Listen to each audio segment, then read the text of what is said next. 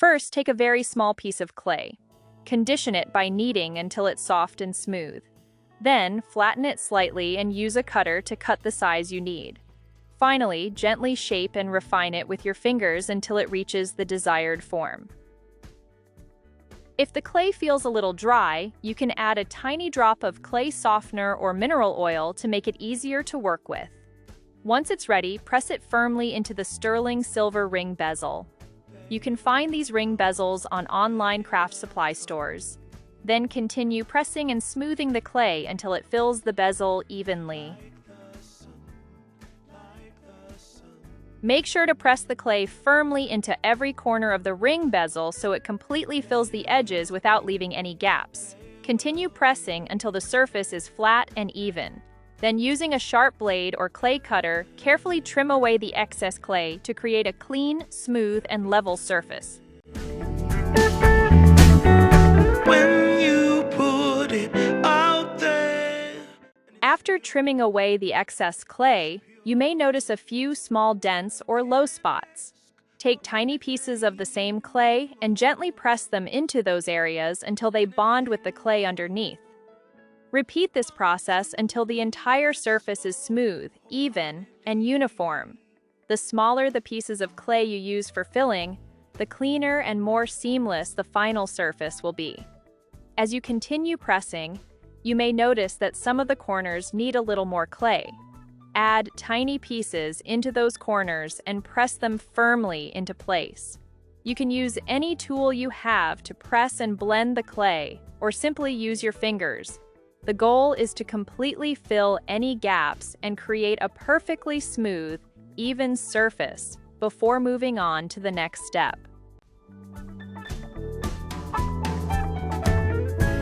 They will come, they will come.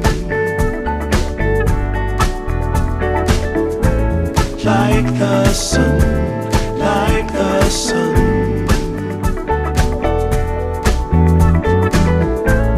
They will be, they will be. Everything, everything.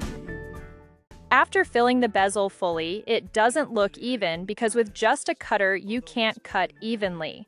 So this is a very important step for achieving a perfectly smooth surface. Place your finger on top of the ring and apply firm, even pressure while gently rotating it. This pushes any excess clay out around the edges of the ring bezel. As you can see, the excess clay has been pushed to the outside. Now it's easy to trim it away with a blade or clay cutter. The pressure you apply to the surface not only smooths the top, but also forces the extra clay out from the sides, making it much easier to remove. Once the excess is trimmed away, you'll be left with a clean, flat, and professional-looking surface. Repeat this step a couple of times so you are satisfied with the results. They will be, they will be.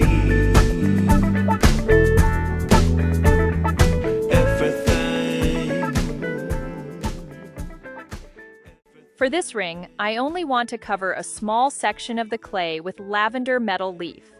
I carefully place the metal leaf onto one corner of the surface and gently press it down so it adheres to the clay. Then, using a sharp blade, I carefully trim away the excess metal leaf around the edges. Now the metal leaf detail has been added to the ring, creating a clean, elegant accent. As you can see, the clay surface wasn't perfectly smooth, and a small section of the metal leaf lifted away. That's completely fine because the texture we're about to add will cover those imperfections, so they won't be visible in the finished piece. Now it's time to add texture to the clay. You can use almost any object you have at hand.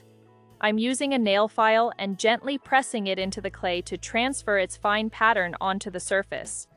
Watch how I apply light, even pressure. As I press from different angles, the delicate mesh pattern is impressed into the clay, creating a beautiful, detailed texture. It also hides the small imperfections underneath, leaving the surface looking much more refined and professional. You can also use sandpaper. That gives also a very beautiful texture. Like the sun, like the sun. There will be. As you can see, this square pendant has a raised, faceted edge that frames the design and makes the surface look more interesting and dimensional.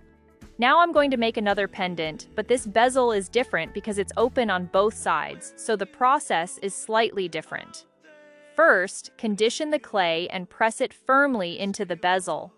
Make sure one side of the bezel is resting on a flat work surface while you do this. That prevents the clay from being pushed out through the opposite side. The side against the table will become perfectly flat.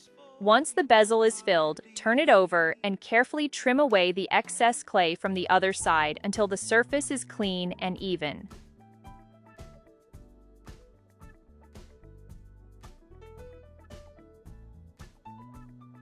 Gently press the pendant bezel against your table or another firm, flat surface.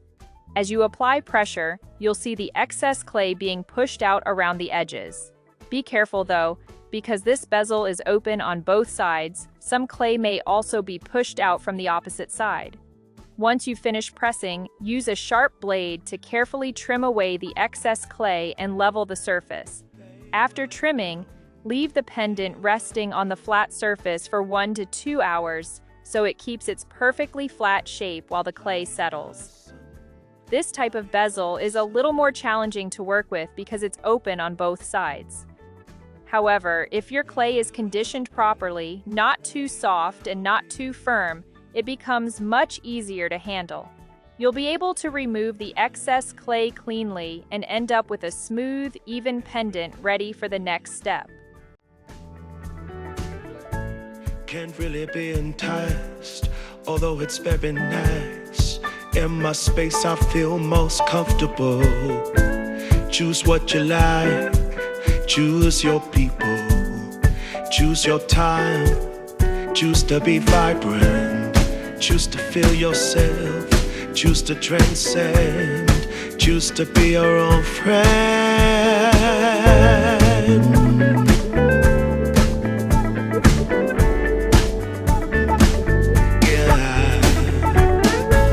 They will come, they will come.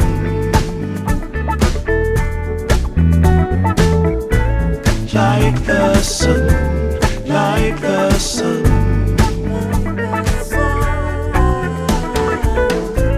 They will be, they will be. Continue trimming the excess clay from both sides of the bezel until both surfaces are completely flat and even. Taking your time during this step will give you a much cleaner final result. Once the surface is smooth, it's time to apply the metal leaf again. Place the metal leaf over the area you want to decorate, gently press it onto the clay, and trim away the excess with a sharp blade. Since this bezel is open on both sides, repeat the same process on the reverse side, applying the gold leaf wherever you'd like the design to appear.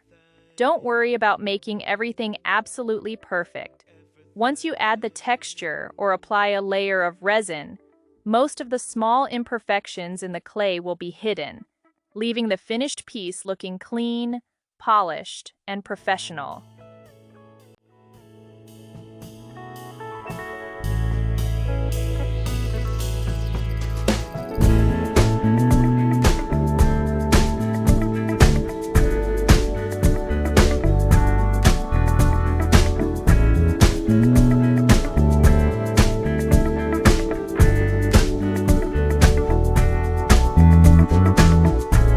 They will come, they will come.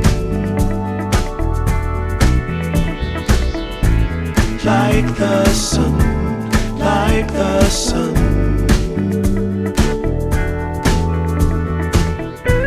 They will be, they will be. Everything. Next, I'm adding texture using a nail file. I gently press the file into the clay to transfer the pattern onto the surface. Since this pendant is open on both sides, you can only texture one side. If you press the other side afterward, placing it back on the table will flatten the texture you've just created.